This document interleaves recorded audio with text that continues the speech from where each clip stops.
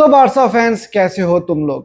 बैलन door ceremony तो तुम लोगों ने देखी होगी और उसके रिजल्ट्स भी हमारे सामने आ चुके हैं। और यार, उस्मान डेम्बले वेल डिजर्व बैलन डोर विनर हैं। जी बिल्कुल, आपने बिल्कुल सही सुना। मैं यही कह रहा हूं कि उस्मान डेम्बले जो है वो डिजर्विंग बैलन डोर विनर हैं। और देखो, मैं बीइंग अ बार्सिलोना फैन, मैं चाहता था कि लामिन यमाल या रफीनिया में से कोई जीते। लेकिन टू बी वेरी ऑनेस्ट, अगर मैं अपने दिल पर हाथ रखकर बात करूं तो ये ऑनेस्टली स्पीकिंग उस्मान डेम्बले जो है वो डिजर्विंग थे इस साल बैलोन डोर जीतने के लिए, क्योंकि भाई उसने बहुत कुछ अचीव किया इस सीजन में, इंडिविजुअली भी और टीम के लिए उसने बहुत कुछ किया था। मतलब उसने जहां पर जरूरत थी वहां पर गोल स्कोर किए, जहां पर जरूरत थी वहां पर उसने असिस्ट प्रोवाइड किए, और उसके साथ साथ उसने पीएसजी के साथ ट्रेबल कंप्लीट किया। तो और क्या कर सकता था उस्मान डेम्बले बैलोन डोर जीतने के लिए। देखो, लामीन यमाल जो है ना, to be very honest, being a Barcelona fan, मैं जानता हूं इस चीज को कि उसका फ्यूचर बहुत ही ब्राइट है और आने वाले वक्त में वो एक नहीं दो नहीं बल्कि बहुत सारे बैलोन डोर जीत सकता है। लेकिन इस सीजन में देखा जाए तो उस्मान डेम्बले से ज्यादा कोई भी बैलोन डोर जीतना डिजर्व नहीं करता था। बाकी उसके अलावा यार, बैलोन डोर के अंदर हमें बहुत अजीब अजीब से डिसीजंस देखने को मिलते हैं। चाहे आप इस सीजन के बैलोन डोर की बात करो या पिछले कई सालों में, हमने देखा कि बहुत ही अजीब अजीब से डिसीजंस जो है हमें देखने को मिले। मतलब उस्मान डेम्बले तो जो जीते हैं वो तो बिल्कुल डिजर्विंग थे जीतना, लेकिन उसके अलावा जो रैंकिंग्स आई हैं जहां पर प्लेयर्स को प्लेस किया गया है, तो वहां पर कुछ इस तरह के डिसीजंस लिए गए हैं, वहां पर प्लेयर्स को कुछ ऐसी जगह पर रखा गया है जो कि मैं समझता हूं कि काफी डिसग्रेसफुल है। और मैं ये भी बात मानने को तैयार हूं कि बैलोन डोर जो है ना वो अपना चार्म अब खोता चला जा रहा है सिर्फ इन्हीं डिसीजंस की वजह से। तो अब इतनी टेक्नोलॉजी आगे जा चुकी है, हम लोग फुटबॉल के अंदर भी देखते हैं कि कितनी ज्यादा टेक्नोलॉजी इन्वॉल्व हो चुकी है, वॉर आ चुका है और हम लोग वीडियो रेफरल के लिए चले जाते हैं, सब कुछ होता है। मैं ये समझता हूं कि अगर आपको बैलोन डोर मनी को बेहतर करना है और रैंकिंग्स को बेहतर करना है, तो आपको एक प्रॉपर फॉर्मूला जो है वो जरूर बनाना चाहिए, जिसके तहत सिर्फ और सिर्फ अटैकर्स को ही बैलोन डोर नहीं जीतना चाहिए, बल्कि मिडफील्डर्स को भी उतना ही मौका मिलना चाहिए, डिफेंडर्स को भी उतना ही मौका मिलना चाहिए और गोलकीपर को भी उतना ही मौका मिलना चाहिए। क्योंकि फुटबॉल है, टीम गेम है, हर पोजीशन बहुत ज्यादा इंपॉर्टेंट होती है। लेकिन आज की तारीख में अगर देखा जाए ना, तो अटैकर्स को ही जो है वो ज्यादा फेम मिलता है, ज्यादा उनके बारे में बात की जाती है, और अटैकर्स को ही जो है हर सीजन में आप देखो तो यही देखा जाता है कि भैया कितने गोल किए, कितने असिस्ट हुए। किसी मिडफील्डर को जो है वो बिल्कुल फरामोश कर दिया जाता है, मिडफील्डर के बारे में बात नहीं होती। डिफेंडर्स जो इतना इंपॉर्टेंट रोल प्ले करते हैं उनके बारे में बात नहीं होती, और गोलकीपर का बेचारे का तो नाम ही नहीं लिया जाता। तो एक तो ये चीज है। दूसरी चीज ये है कि जो आज की पावर रैंकिंग थी ना, उसके अंदर बहुत सारे घोटाले देखने को मिले हैं। मेरे ख्याल से इसको और बेटर किया जा सकता था। जैसा कि मैंने आपको बताया कि यार, अब इतनी टेक्नोलॉजी के बाद एक फॉर्मूला तय हो जाना चाहिए, एक ऐसा कोई तरीका जरूर आ जाना चाहिए जिसके अंदर एक प्रॉपर पॉइंट सिस्टम हो, जहां पर अटैकर्स, मिडफील्डर्स, डिफेंडर्स, गोलकीपर्स, सारी पोजीशंस के लिए जो है ना वो एक प्रॉपर पॉइंट्स दिए जाएं कि भाई आप अगर ऐसा खेलोगे तो इतने पॉइंट्स आपको मिलेंगे। तो इस तरह से क्या होगा, इस तरह से हर पोजीशन के प्लेयर्स को मौका मिलेगा कि वो जो है बैलोन डोर जीत भी सकेंगे। और उसके साथ साथ जो आज की पावर रैंकिंग के अंदर जो ऊंच नीच की गई है, जिसके ऊपर अभी हम बात करते हैं, तो उन चीजों को भी सॉर्ट आउट किया जा सकता है। मुझे समझ में नहीं आता कि ये लोग किस तरह से पावर रैंकिंग बनाते हैं, क्या सोचते हैं, क्या सोचकर ये कहते हैं कि यार इस प्लेयर को थोड़ा ऊपर रखना पड़ेगा रैंकिंग में, इसको थोड़ा नीचे करना पड़ेगा। मतलब क्या क्या सोच है, क्या फॉर्मूला है उसका। और यही वो रीजन है जिसकी वजह से हर सीजन के अंदर जो है ना वो बहुत सारे घपले होते हैं, और लोग जो है ना अब बैलोन डोर को इतना ज्यादा सीरियस भी नहीं लेते। अब बैंटर के लिए जरूर लेते हैं, क्योंकि लोग कहते हैं कि अरे बारसा वालों ने नहीं जीता तो मैड्रिड वाले खुश होते हैं, मैड्रिड वाले नहीं जीतते तो बारसा वाले खुश होते हैं। तो इसी तरह सारे क्लब्स जो है ना वो एक दूसरे को ट्रोल करते हैं। इसके अलावा बैलोन डोर की अब कोई ज्यादा हैसियत रह नहीं गई। अब हम पावर रैंकिंग के ऊपर बात कर लेते हैं। उस्मान डेम्बले डिजर्विंग, बिल्कुल डिजर्विंग, और उनसे ज्यादा डिजर्विंग मेरे ख्याल से इस सीजन में कोई भी नहीं था। और उसके बाद लामीन यमाल का नाम लिया गया, तो लामीन यमाल सेकंड आए हैं। तो देखो यार, एक चीज जहन में रखो, 17 साल के लामीन यमाल थे पिछले सीजन में, अभी वो 18 के हुए हैं, ठीक है। तो सेकंड पोजीशन उन्होंने ली है। आप जितना प्रेस कर सको इस लड़के को उतना कम है। जनरेशनल टैलेंट है ये, और बहुत ही ब्राइट फ्यूचर अहेड है इनके। और ये आपको मैंने जैसे पहले बताया कि ये मल्टीपल्स बैलन डोर जीतेंगे, तो सेकंड के साथ भी मैं कहीं ना कहीं कन्विंस्ड हूं। उसके बाद नंबर 3 पे है वटीनिया। यहां पर प्रॉब्लम होती है। देखो यार, वटीनिया का बहुत ही इंपॉर्टेंट रोल था पीएसजी के लिए लास्ट सीजन में। He is one of the best player for PSG, one of the best midfielder. मैंने कहा है one of the, not the best. यहां पर प्रॉब्लम है। वटीनिया मेरे ख्याल में टॉप 3 के अंदर थर्ड पोजीशन के ऊपर आना ना थोड़ी सी ज्यादती है।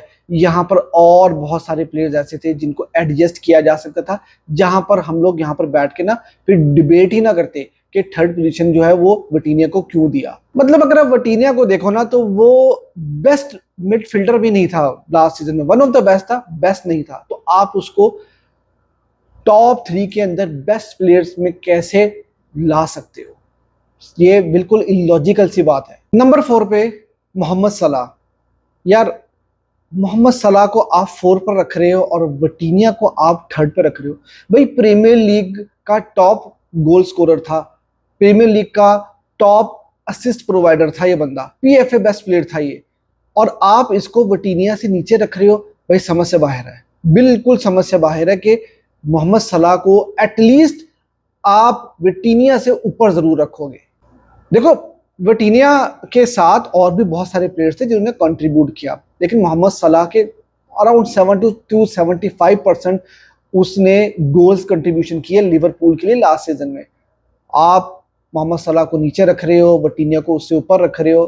भाई, समझ से बाहर। उसके बाद भाई प्रीमियर लीग है, टफेस्ट लीग है, toughest league in the world है वो। और पीएसजी, चलो ठीक है यार, मैं यूएफए चैंपियंस लीग समझ में आता है, चलो क्लब वर्ल्ड कप का फाइनल समझ में आता है, लेकिन फ्रेंच लीग को आप कभी भी प्रीमियर लीग के साथ कंपेयर नहीं कर सकते। प्रीमियर लीग की जो अचीवमेंट्स हैं वो हमेशा हमेशा फ्रेंच लीग से बहुत ऊपर रहेंगी। तो मेरे ख्याल से यहाँ पर मोहम्मद सलाह को अगर आपने टॉप 4 के अंदर रख डाला है, तो आपको उसको 4th की बजाय 3rd पोजीशन के अंदर डालना चाहिए था। At least he was better than Vitinha. उसके बाद रफीनिया को 5th नंबर। यार, फिर वही बात है कि वटीनिया से नीचे आप रफीनिया को कैसे रख सकते हो? उसके नंबर्स देखो, उसने बड़ी गेम्स के अंदर इम्पैक्ट कैसा डाला। उसने Bayern Munich, real Madrid, champions league में जो उसने नंबर प्रोड्यूस किए हैं, तो आई थिंक रफीनिया जो है वो वटीनिया से ऊपर जो है वो जरूर रैंक होना चाहिए। फिर उसके बाद किलियन एम्बापे को 6th पोजीशन के ऊपर रखा है। देखो यार, किलियन एम्बापे यहाँ पर आर्ग्यूएबली टॉप 5 टॉप 6 के अंदर आ सकते हैं। आई थिंक अगर उसका नंबर 6 भी है तो वो फेयर है। अब मैड्रिड वाले देखेंगे तो वो कहेंगे कि यार ये तुम बायस्ड हो रही हो, लेकिन देखो यार, एक ऐसा सीजन जहां पर मैड्रिड का अच्छा सीजन नहीं गया, वहां पर एम्बापे ने 50 गोल एंड असिस्ट निकाल कर दिए, पिचिची, गोल्डन बूट सब कुछ जीत लिया। तो आई थिंक मोहम्मद सलाह, रफीनिया और एम्बापे, इनको आप टॉप 5 के अंदर डाल सकते थे। वटीनिया को जो है ना वो, मतलब आई एम सॉरी टू से, वटीनिया से मुझे कोई प्रॉब्लम नहीं है पर्सनल, लेकिन ये जो मैंने आपको प्लेयर्स बताए हैं इनको टॉप 5 में होना चाहिए। उसके बाद पाल्मर 7 के ऊपर। भाई, किस वजह से 7 के ऊपर? कैसे टॉप 10 के अंदर कोल पाल्मर फिनिश कर सकता है? सिर्फ इसलिए कि क्लब वर्ल्ड कप के फाइनल में पीएसजी के अगेंस्ट उसने 2 गोल स्कोर किए थे। सिर्फ पूरे सीजन में एक गेम आपने देखी कोल पाल्मर की। मतलब ठीक है, वो चेल्सी का बहुत ही इंपॉर्टेंट प्लेयर है, नो डाउट अबाउट दैट, लेकिन उसके बावजूद भी चेल्सी का सीजन कैसा गया था आप छोड़ दो क्लब वर्ल्ड कप के अलावा। और उसके अलावा कोल पाल्मर ने कितने इम्पैक्टफुल जो है वो अपनी टीम के लिए वो रहे हैं, वो देखना था। मेरे ख्याल से कोल पाल्मर को 7 में नहीं होना चाहिए। अब मेरा तो यही ओपिनियन है। फिर डोनारुमा को 8 पे डाल दिया, ठीक है, मैं एग्री करता हूँ, लेकिन उसके बाद आते हैं नूनू मेंडेस। या नूनू मेंडेस को एटलीस्ट कोल पाल्मर से ऊपर रखना चाहिए था, वो डिजर्व करता था। नूनू मेंडेस ने पीएसजी के साथ बहुत कमाल किस्म की परफॉर्मेंसेस दी हैं, और नूनू मेंडेस ने पोर्टुगल के साथ जो है वहां पर भी बड़ी अच्छी परफॉर्मेंस दी थी, और उन्होंने नेशन लीग भी जीती थी। तो मेरे ख्याल से एटलीस्ट नूनू मेंडेस को जो है वो पाल्मर से ऊपर जरूर रखना चाहिए था। फिर उसके बाद जो सबसे बड़ा डिसग्रेस था वो ये था कि पेड्री को नंबर 11 के ऊपर रख दिया। ये कुछ उसी तरह से है जो आपको अगर याद है टोनी क्रूज का जो लास्ट सीजन था उसको 9th पोजीशन के ऊपर फिट किया था बैलन डोर की पूरी पावर रैंकिंग के अंदर। बिल्कुल उसी तरह से पेड्री को 11th के ऊपर रखना एक डिसग्रेस है कि यार एक बंदा जो इंजन है बार्सिलोना का, जिसकी वजह से बार्सिलोना चलती है, आप उसको 11th के ऊपर रख रहे हो, तो भैया मुझे समझ में नहीं आती कि कौन लोग हैं जो ये रैंकिंग बनाते हैं। पेड्री 11 के ऊपर, मतलब अगर आप पेड्री को टॉप 5 टॉप 6 में रखते ना तो बात समझ में आती थी। आप उसको चलो अम्बापे के नीचे रख लेते, कहीं ना कहीं बात समझ में आती थी। अम्बापे को टॉप 5 में होना चाहिए था, उसके बाद रफीनिया को टॉप 5 में होना चाहिए था उस, और फिर आप पेड्री को 5 6 7 पे भी कहीं रख लेते तो मैं फिर भी मान लेता। लेकिन 11 डिसग्रेसफुल है भाई, डिसग्रेसफुल। सिंपल सी बात है यार, सिंपल सी बात है। आप मैड्रिड फैन हो, बार्सा फैन हो, आप पेड्री जैसे प्लेयर को या टोनी क्रूज जैसे प्लेयर के साथ आप हेट कर ही नहीं सकते। आप जितना मर्जी आप जो है वो एक दूसरे क्लब को हेट कर लो, जो मर्जी कर लो, लेकिन आप इन दोनों प्लेयर्स को हेट नहीं कर सकते।